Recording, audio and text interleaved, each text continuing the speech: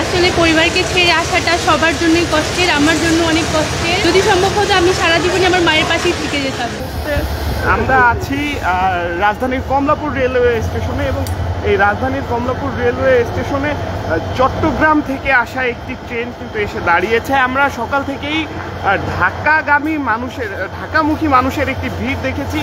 ঈদের ছুটির পরে এই ভিড়ই কিন্তু সার্বজনীন এবং মানুষ কিন্তু এই ঢাকামুখী হচ্ছেন।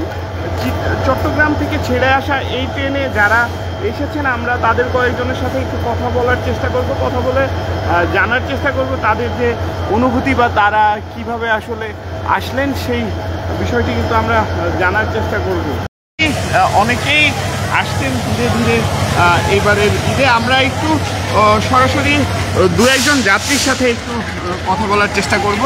ভাই একটু কথা বলতাম, এবারের ঈদ কেমন কাটালেন এবং অনেক ভালো। এবারের ঈদে গত বছরের তুলনায় কি কি পার্থক্য দেখেছেন? লম্বা ছুটির মধ্যে অনেক ভালো ঈদ কেটেছি।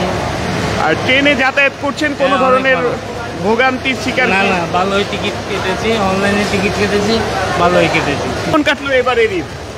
খুবই ভালো। গত বছরের তুলনায় এবারের ঈদে কি কি পার্থক্য খেয়াল করেছেন? গ্রামের ঈদে তো খুব বেশি পার্থক্য দেখিনি, শহরের ঈদে বড় একটা পার্থক্য আমরা দেখতে পেয়েছি। এটাই আসলে পরিবারকে ছেড়ে আসাটা সবার জন্যই কষ্টের, আমার জন্য অনেক কষ্টের। তো আমি তো ইউনিভার্সিটির স্টুডেন্ট, আমার সামনে পরীক্ষা, ওই কারণে ফিরে আসা। যদি সম্ভব হতো আমি সারা জীবনে আমার মায়ের পাশেই থেকে যেতাম। আচ্ছা, আর এইবারের ঈদে বিশেষ কোনো স্মৃতি আপনি তৈরি করেছেন কিনা যেটি শেয়ার করা যায়? খুব একটা না, তবে গ্রামে গিয়ে এবার খুব বেশি আনন্দ ফিল করি। ধন্যবাদ। প্রিয় দর্শক, কথা বলছিলাম ভার্সিটি পড়ুয়া একজন মেয়ের সাথে, যিনি আমাদেরকে জানালেন এইবারের ঈদে তাদের যেভাবে ঈদ কি কেটেছে সেই বিষয় সম্পর্কে জানছিলাম। আমরা আরও একজনের সাথে একটু কথা বলবো। ভাই একটু কথা বলতাম আপনার সাথে, এইবারের ঈদ কেমন কাটালেন? আলহামদুলিল্লাহ ভালো ছিল। ওভারঅল এবার প্রত্যেক বছর আমরা যেটা ফেস করি যে যানজট অনেক বেশি থাকে, আর হচ্ছে যে ট্রেনের যে স্কেডিউল এটা ভালোভাবে মেনটেন করা হয় না, বাট এবারে সব কিছু ছিল আর কি। গত বছরের তুলনায় এই বছরটি আপনাদের কাছে ঈদটি বিশেষ মনে হয়েছে তো নিশ্চয়ই কাজের উদ্দেশ্যে বা কোনো কারণে কর্মব্যস্ত শহর ঢাকায় ফেরা, বাড়িতে আত্মীয় স্বজন রেখে, তো যখন বাড়ি থেকে ফিরছিলেন তখন পরিবারের কেমন অনুভূতি হচ্ছিল এবং আপনার কেমন লাগছিল? হ্যাঁ, এটা খারাপ লাগারই মতো যে বাসায় এতদিন থেকে আপনজন ছেড়ে আবার হচ্ছে শহরে চলে আসা, অবশ্যই খারাপ লাগার বিষয়। বাট হ্যাঁ, এটাই জীবন, যে ব্যস্ততার মধ্যে ফিরতে হবে, এটাই। এবারে ঈদে বিশেষ কোনো স্মৃতি তৈরি করেছেন কি যেটা শেয়ার করা যায়? স্মৃতি বলতে যে নতুন বাংলাদেশে, স্বাধীন বাংলাদেশে প্রথম ঈদ, আর হচ্ছে সব জায়গায় ভালো মতো মানে যানজটটা নিয়ে আমরা আগে অনেক বেশি প্যারা খাইতাম, বাট এবার হচ্ছে ব্যবস্থা সমস্যা হয় নাই, এই আর কি। আমরা আরও একজন যাত্রীর সাথে একটু কথা বলার চেষ্টা করব।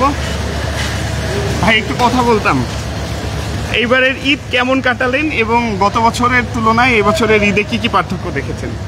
আলহামদুলিল্লাহ ঈদ খুবই ভালো কাটিয়েছে। আর গত বছরের তুলনায় বছরের পার্থক্য হচ্ছে যে যানজট ছিল না কোথাও, পরিবহন খাত খুবই সুন্দর ছিল এবং সবাই যে ইনসিকিউর মনে করছে, আসলে ইনসিকিউর না, সিকিউরিটি নিয়েই সবাই ঘুরতে পারছে আর কি। আর নিশ্চয়ই কাজের কারণে বা কোনো কারণে কর্মব্যস্ত শহর ঢাকায় ফেরা, বাড়িতে আত্মীয় স্বজন রেখে, তো যখন ফিরছিলেন তখন বাড়িতে পরিবার বা আত্মীয় স্বজন এবং আপনার অনুভূতি কেমন হচ্ছিল যখন ঢাকার উদ্দেশ্যে যাত্রা শুরু করলেন? আসলে আমি ওখানে বেড়াতে গিয়েছিলাম চট্টগ্রাম, তো সেক্ষেত্রে আমার ফিরে আসাটাই আমার জন্য আনন্দদায়ক। আচ্ছা আচ্ছা আচ্ছা। আর সেক্ষেত্রে এইবারের ঈদে বিশেষ কি কি স্মৃতি শেয়ার করতে পারবেন বা কোনো এমন কোনো বিশেষ স্মৃতি তৈরি করেছেন কিনা? আমার ভাগ্নের বিয়ে ছিল, তো ওর বিয়ের দিনগুলোতে আমরা খুব এনজয় করেছি।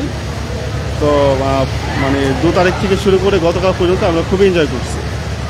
আর এই মুহূর্তগুলো ভোলার মতো নয়। আর চট্টগ্রাম গিয়েছিলাম, ওখানকার পরিবেশ পরিস্থিতি খুবই সুন্দর ছিল, আর ঘুরে খুব ভালো লাগছে আর কি।